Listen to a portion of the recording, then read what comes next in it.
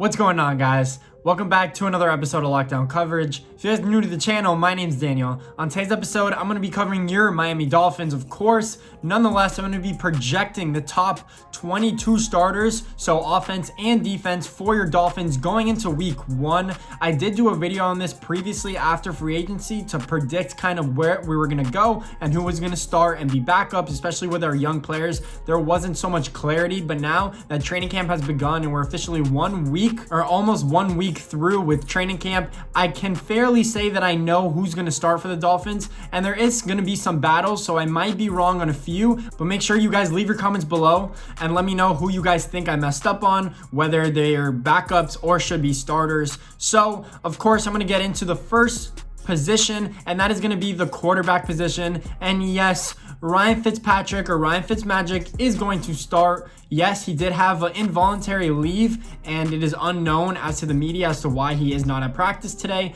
But I think that Ryan Fitzmagic will start because he knows Chan Gailey is our offensive coordinator's offense the most. Obviously, Tua Tagovailoa has had mixed reviews so far in training camp. He's had good and bad plays, obviously, as well as Josh Rosen. Josh Rosen has stepped up, I think, and played a little bit better than he did last year. Supposedly, this is all media reports. There hasn't been much footage to evaluate these reports, but I think that Ryan Fitzmagic knows the offense the best, and because there's such a little time to prepare, with the season only being a month out or less than a month out, that Ryan Fitzpatrick is going to start at quarterback. I'm going to move on to running backs, and the running back position is kind of interesting. I think we're going to stay at a running back by committee. I think that third running back option is going to be a battle between Kalen Ballage, Myles Gaskin, and Patrick Laird, but I think that Jordan Howard and Matt Breida are going to be your 1-2 punch. You're going to have Matt Breida on third and longs, or maybe when you have zone blocking schemes so he can find the hole and burst out of the hole. You want Jordan Howard for more of those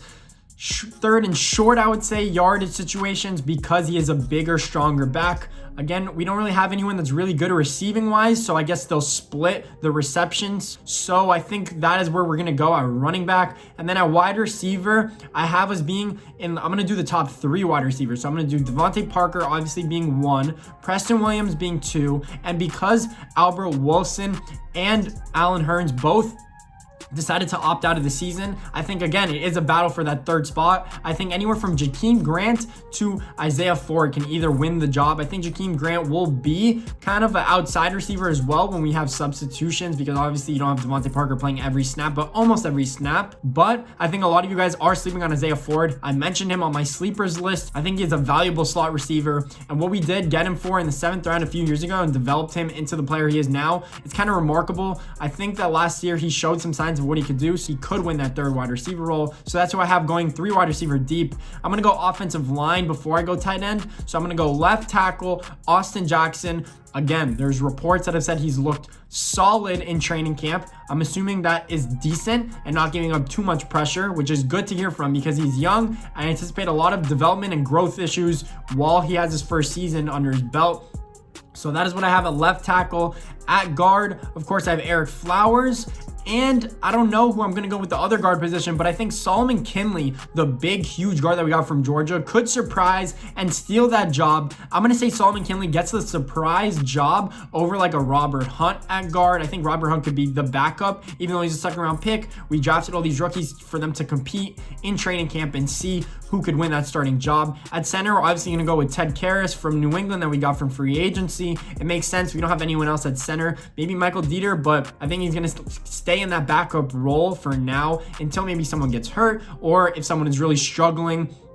And then I think at right tackle, we have Jesse Davis, who is probably our best and most capable offensive tackle. I think that he's going to start and be the most solid offensive tackle on our line, in my opinion. So I think Robert Hunt, Michael Dieter will be backups. I think Robert Hunt needs to win that role. Honestly, though, I'll be kind of disappointed if he doesn't. That's why I have a surprise pick at guard, because he was our 2nd round pick. You kind of want him to start right away. But if he's not ready right away, you don't have to rush it. You guys aren't like doing anything crazy. You want to put the guy who looks most ready. So that is what I have for offensive line. And then for tight end, obviously I have Mike Gesicki starting at tight end. Mike Gesicki should make leaps and bounds this year. That is what I'm predicting for Mike Gesicki. I want him to have a Pro Bowl type caliber season. I think Ryan Fitzpatrick can put him in his position to succeed mightily. And that is what I have for the offense. Now I'm going to go to the defensive side. I'm going to start with defensive line, of course. I think at the 2 defensive end positions, it's going to be Emmanuel Ogbah and Shaq Lawson. Of course, the 2 free agents that we got, one from the Chiefs, one from the Bills. I think they're both standout, and they've both been playing really well again based off reports. In training camp, I think outside linebackers will go with Van Dinkel, who was a rookie last year and was on IR for most of the year, but from reports, again, he has been playing really well and solid because Vince Beagle went down with an injury, is out for the year. I think Van Dinkel will start. Sorry if I'm botching his name. I've said his name like maybe twice.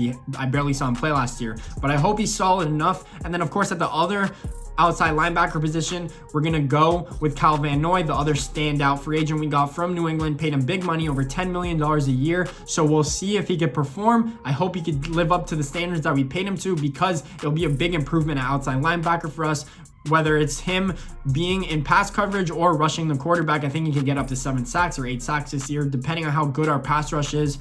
At the defensive tackle position, before I get to the second level of the defense, I have Devon Godshaw at that defensive tackle 1. He is a good leader. I anticipate him to jump up and take another step. And of course, Christian Wilkins, who has been really good in dominating one-on-one matchups. Someone to look out for who has been dominating one-on-one matchups the most is Raekwon Davis, the rookie from Alabama, another second-round pick that we did get from Alabama. And I think that he could compete. And with his physical frame of being 6'8" and almost 300 pounds, I think he can be that specimen that if we develop him, he could legit turn into Aaron Donald just based off his health. Obviously, health was a big concern coming out of the draft. So if he stays healthy and we develop him to the point after his first year and he learns the defense, I think he could be a stud at the defensive tackle position. And when I say stud, I mean he could rush the passer, in my opinion. He has that strength and quickness to do so. That first step is really what's important from pass rushers, and especially defensive ends, because they're bigger and they don't have that quickness to get it around the left tackle. You guys know what I mean. Raekwon Davis, I think, could be a big surprise and maybe take one of those spots at defensive tackle. At middle linebacker, of course, we're going to have 2 middle linebackers because we're in a 3-4 scheme now. Raekwon McMillan, of course, and Jerome Baker are going to be our 2 starting linebackers. Jerome Baker's great in coverage. Raekwon McMillan is good against the run, so he might be our first and second down linebacker. We'll see if we have anyone else to change him in for as being a third down linebacker. Unless we go nickel, then we could just take him off the field.